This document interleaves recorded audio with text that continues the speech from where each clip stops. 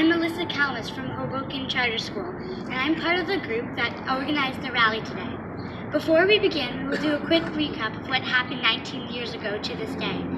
At Columbine High School in Littleton, Colorado, 2 teens went on a shooting spree. I'm not going to name these 2 teens because they don't deserve the recognition, and they certainly don't deserve to go down in history. They had 2 20-pound propane bombs placed in the school. The bombs failed to detonate, and the teens entered the school and started shooting. They killed 12 students, 1 teacher, and wounded 20 others before turning their guns on themselves. This shooting was at the time the worst school shooting in U.S. history. Columbine High School reopened in the fall of 1999, but the massacre left a deep scar on the Littleton community. These were innocent people. These innocent people had their lives robbed from them by 2 teenage boys and 4 guns. How the 2 teens could have acquired these guns is beyond me. Those guns in the hands of those boys took lives and destroyed many others. But those guns should have never been in their hands in the first place. Over the years, more and more people have lost their lives in school shootings. When will this stop? Over and over and over, there needs to be a change. We need to take action. Thank you.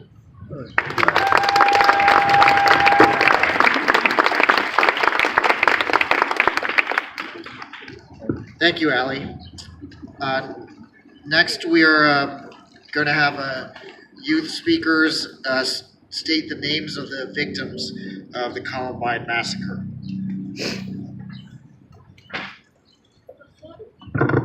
Before we continue, we would like to have a moment of to honor those who lost their lives in the Columbine shooting. Rachel Scott. Daniel Rohr. Dave Sanders. Kyle Velasquez. Stephen Kernow. Cassie Bernal. Isaiah Scholes. Matthew Ketcher. Lauren Townsend. John Tonham. Kelly Fleming. Daniel Mauser. Corey DePuter.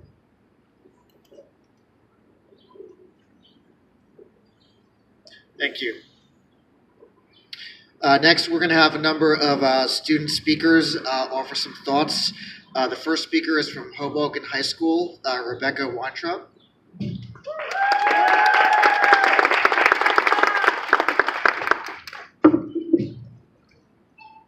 1999, Columbine, 12 lives. 2018, Parkland, 17 lives. 19 years, 26,000 children and teenagers killed in the U.S. from gun violence since 1999. It is time to step up. It is time to demand more than thoughts and prayers from our elected representatives. It is time to say that we value children's lives more than a gun, and it is time to keep saying it. We cannot let months go by as gun control slips in and out of headlines, as discussions are started and never finished. We have to keep fighting. Fighting for the lives that were lost and fighting to save millions more. I could stand here until my face turns blue telling you what's at stake, but I am one voice that can only scream so loudly. When my friends and I started talking about organizing a rally, it was critical to me to make this an event for all of Hoboken. We may be from different sides of the city. We may go to different schools or even have different ideas of how our city should be governed, but this issue transcends those differences. This issue endangers us all. If we band together as a unified Hoboken community, we have the power to enact real change.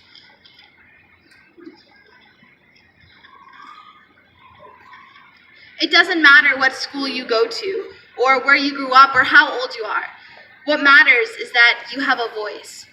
Alone, I am one voice. Alone, Hoboken High is only so big. Together, we are unstoppable. I think Dr. Seuss said it best in Horton Hears a Who. This, cried the mayor, is your town's darkest hour. The time for all who have blood that is red to come to the aid of their country, he said.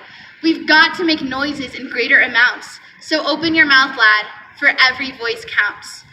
Yes, we are teenagers and middle schoolers and parents and elementary school kids, and alone our voices are only so loud. But every voice counts. We cannot let the lives lost 19 years ago or the lives lost 2 months ago be in vain. We have to shout as an entire community that enough is enough. This issue extends beyond politics. This issue is about life and death, our children's life and death. This is the issue that will define our age in the history textbooks. This is not a change that should be made. It is a change that must be made. So we can go to school and not worry about where we will hide in a classroom. So we can look our children in the eye one day and tell them that they will be safe. So we don't have to live in fear. We will be the generation to stop kicking the can down the road, to finally say that enough is enough. We have to shout that it is time for common sense gun laws, laws that reflect our advancing technology and society, because I don't know about you, but I don't think any of our founding fathers were envisioning AR-15s when they said we had the right to bear arms. We have to shout that we will hold our lawmakers accountable, that we will vote in November 2020 or whenever some of us turn 18. We have to shout that enough is enough because every voice counts. Enough is enough. Enough is enough. Enough is enough. Enough is enough. Enough is enough. Thank you, Rebecca. Next we have from Elysian Charter School, Daniel Weintraub.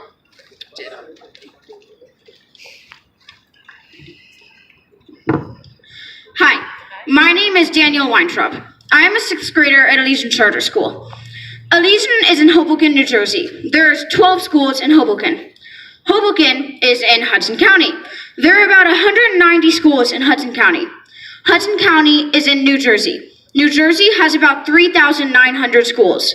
New Jersey is in the U.S. There are about 143,000 schools in the U.S.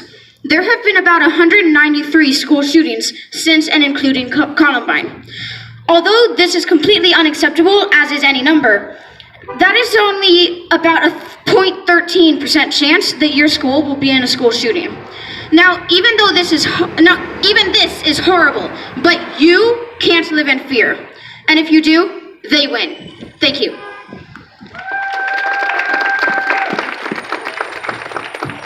Thank you, Daniel. Next we have from the Elysian Charter School, Francis Weintraub. Francis?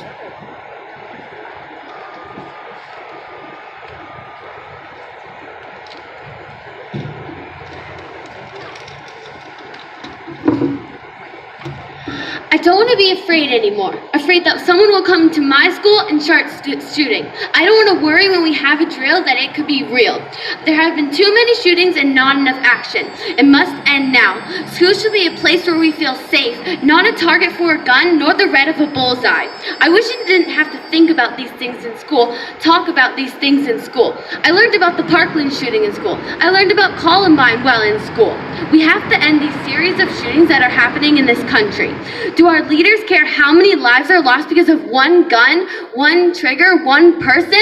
It doesn't feel like they care. Our government brushes off shootings as if they're just another accident. We have to regulate guns. We have to stop the madness.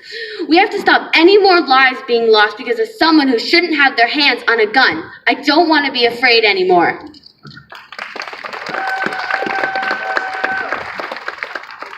Thank you, Francis. Next we have from the Hoboken Charter School, Ms. Theed, one of the teachers. Thank you. My name is Amanda Theedy, and I'm a teacher of some of these amazing children.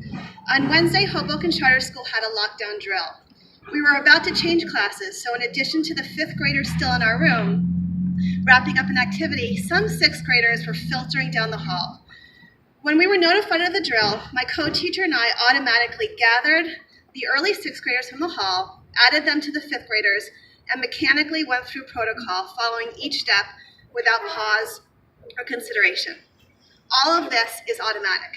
It has to be. If I allowed my mind, even for a minute, to apply a faint tint of reality to these fictional drills, I spiral into a tangible emotional response. Panic rises through me as I'd recall the last hug I gave my own daughters as I dropped them off for school before coming to work. I would think about the last memories they'd have of me, or who would tell my husband that I died during social studies. I would think about how far down the hall or up the stairs I would run to collect stray students in the midst of open fire. I would think about how, despite the fact that my middle schoolers seem so mature, as evidenced by this rally, they are still precious babies of loving parents, and I would feel the maternal instincts to cover them, every single one of them, with the core of my being and to the enormous detriment to my own family. If I allowed myself to consider this reality that actual teachers have faced, William Dave Sanders, father of 4, who died during the Columbine shooting, Anne Marie Murphy, mother of 4, who died during the Sandy Hook shooting, cradling a 6-year-old student, and Aaron Feiss, father to a baby girl, who shielded his students from bullets in Parkland. If I allowed myself to consider that teachers around the world have lived and died in this unthinkable scenario, I simply couldn't come to work. I would take my last breath for any of these students and their classmates, but I'd rather teach them. So during lockdowns, I don't think, because reality is much too painful to consider.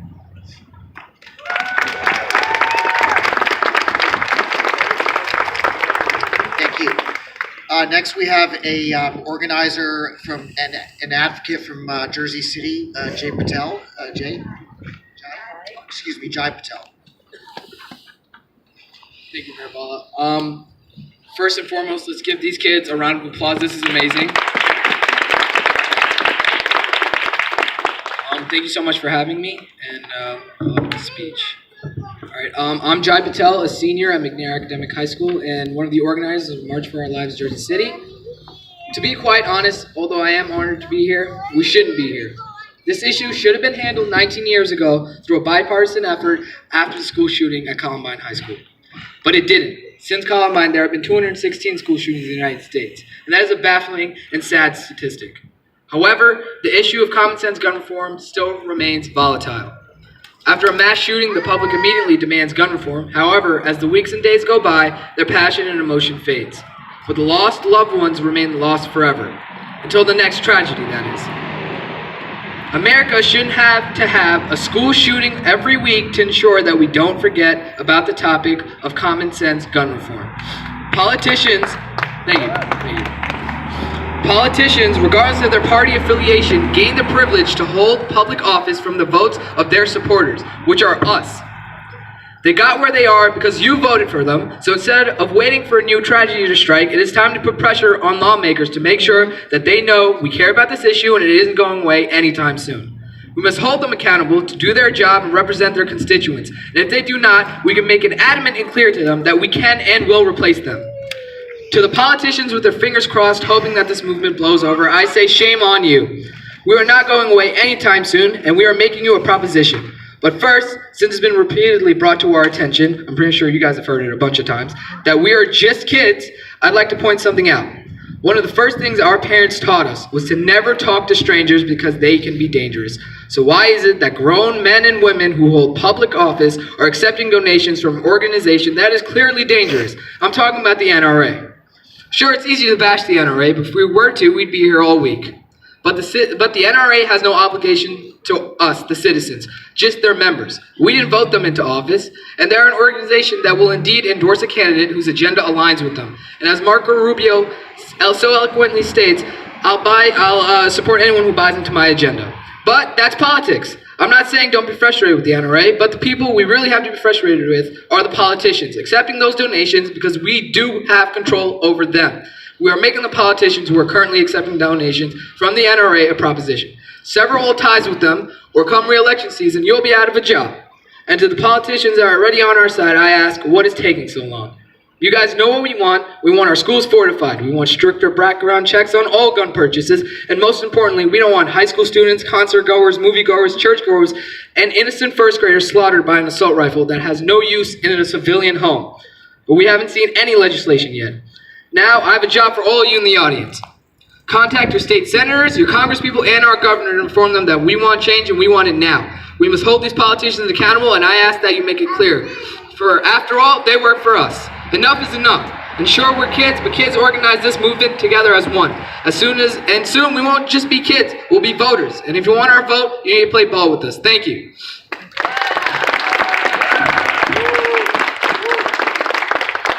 Thank you, Jai. Before we go on, I just want to acknowledge the presence of, we have one of our assembly members, Assemblywoman Annette Shapiro with us. Assemblywoman, thank you for being here. The Assemblywoman is part of the change in Trenton that we're working towards in terms of gun reform at the state level. The next speaker we have today is Toby Platt, who's going to talk about the conversation about gun violence and how it's changed. Toby? It was up here in print, but I think it fell down, so I'm going to use my phone. So just bear with me here.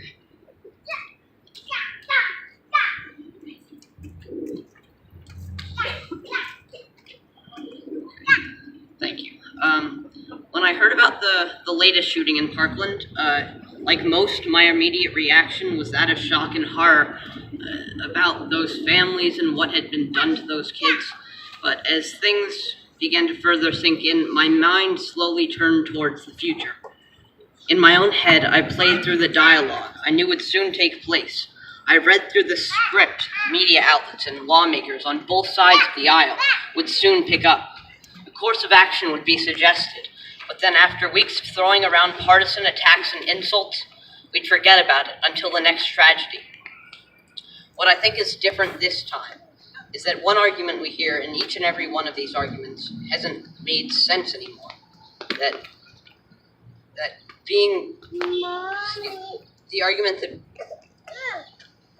being that to act right after a tragedy is taking advantage of and politicizing what happened. What I think has made that logic against even the most sensible, common sense gun laws so blatantly invalid this time is that we see the people who experienced the event firsthand, those whose families, whose friends were injured or killed, the students themselves from Stoneman Douglas. They're the ones who are advocating for closing the loopholes in our country's policy. What they've shown us is that it's not disrespectful, but absolutely necessary to keep these specific manifestations or instances of this greater problem in the front of our mind. If we want to create stronger policy, we need to look at the specific loopholes or weapons that were taken advantage of in tragedies like Columbine. That's not politicization, that's comprehensive problem solving. It's hard to imagine any other issue that causes so much harm to U.S. citizens but still goes unaddressed by our national leadership. And if we want to change that, we all have to be prepared to work with people from all political angles, from all walks of life. In that light, I'd like to introduce our next speaker, Jazz Conlon, a classmate and very good friend of mine. While we sit on opposite sides of the political spectrum, we both believe common sense gun safety legislation is beyond partisan politics.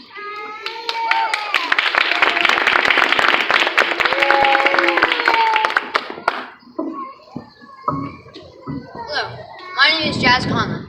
I'm a middle school student at Hoboken Charter School. My goal today is to provide a new perspective for you. Even though I'm not able to vote, I consider myself a Republican. I support military funding and individual rights, but also background checks and national gun laws. Those are two of the things that will keep guns in the hands of legal gun owners with good intentions. The problem is, we're waging war between political parties over this topic. Democrats and Republicans do argue about a lot of things, but there's something I know. Nobody wants death. Right now, our leaders from both sides of the aisle are pushing this national problem under the rug. They need to wake up and see the damage that their failure to cooperate has caused. If we keep this political segregation up, we will never find a consensus. We need to not let our anger at the other party overcome us and blind us of the fact that together we can create great things and great solutions. I want to leave everyone today with one message.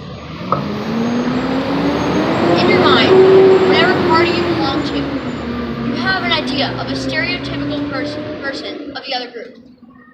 Sometimes, instead of actually listening to the person, we just make assumptions about what they're going to say. Whenever I say I'm a Republican, people jump to conclusions and already have decided to not listen. I think it's important to not only talk to you, but truly listen to the people who don't have the same ideas as you. Talking to someone with different views that will challenge your thoughts and will help you make your opinions stronger. To summarize, once in a while, give someone a chance and listen to what they're saying. Who knows, you might just see things in a different perspective. Thank you.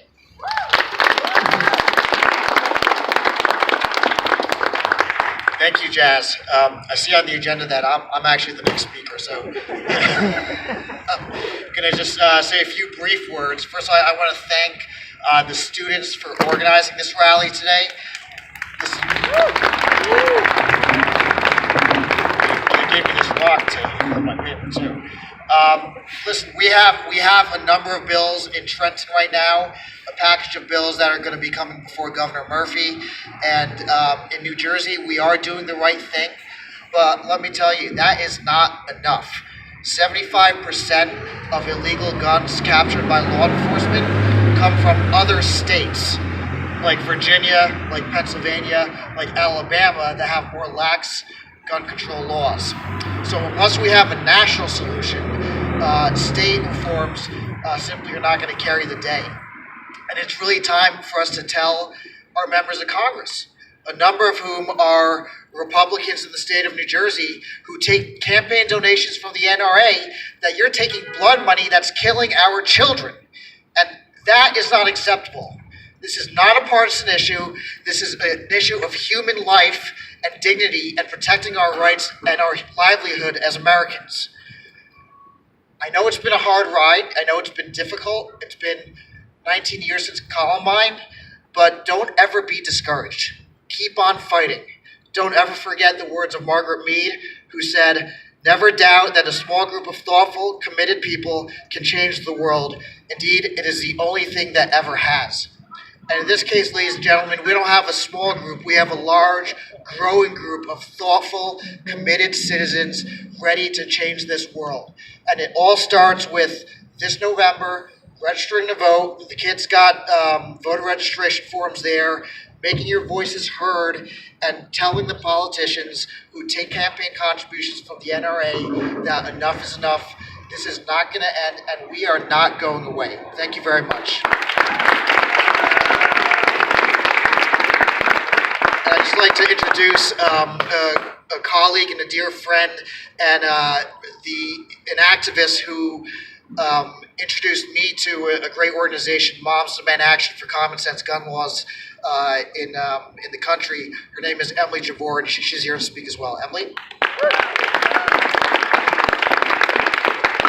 Thank you so much, Mayor Bala. I'd like to first thank Jai Patel and Toby Platt. I put them together at a meeting not long ago for Moms Demand Action because a new organization has come about called Students Demand Action, and the two of them came together to plan this rally as well as a rally tonight at 6 o'clock in Jersey City at City Hall. Please join them there as well if you're able to. I don't have words to capture how grateful I am for the leadership of these students. And the fact that you guys did this and pulled this together, I'm just so grateful. And you're incredible leaders to our community. I got involved with Moms Demand Action because I could not believe that we have the expectation that our pre-K students, one of whom was my daughter at the time, are doing monthly active shooter drills. It broke my heart, and it broke something in me that propelled me into becoming a stronger advocate on this issue. It then propelled me a little bit further because as you unpack this issue and start to learn about the dynamics, you realize that the reason that there hasn't been action is because our legislators are more interested in their treasury accounts and funding their campaigns than they are in protecting our children. And I just can't stand for that. And so I went from being just a local activist into being a legislator myself.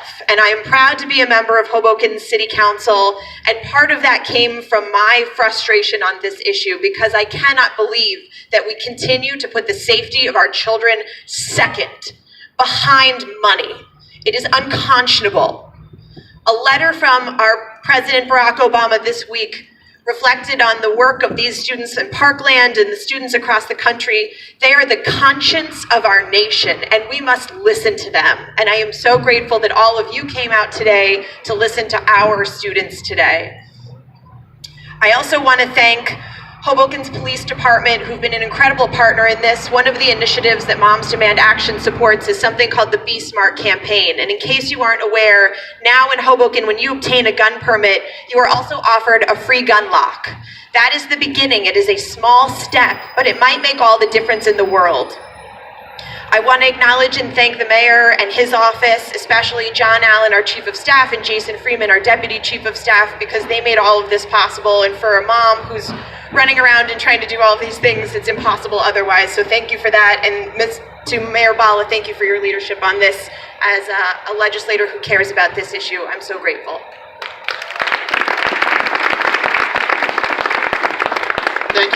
Thank you, Councilwoman. We're going to wrap up the program with a closing prayer from Grace Conlon.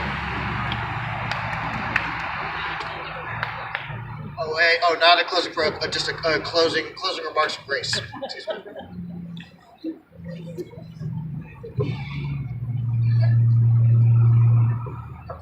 Thank you everyone for coming today.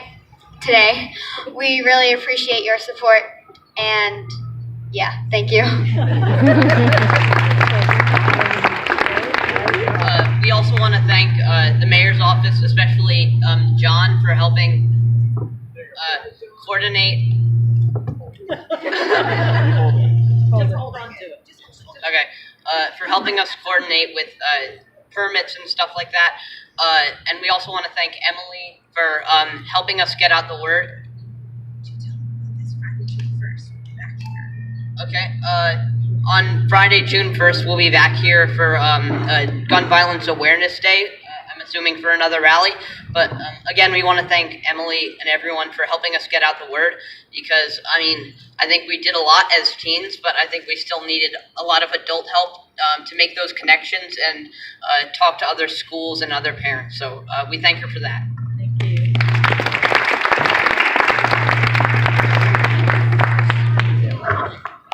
Thank you, everyone.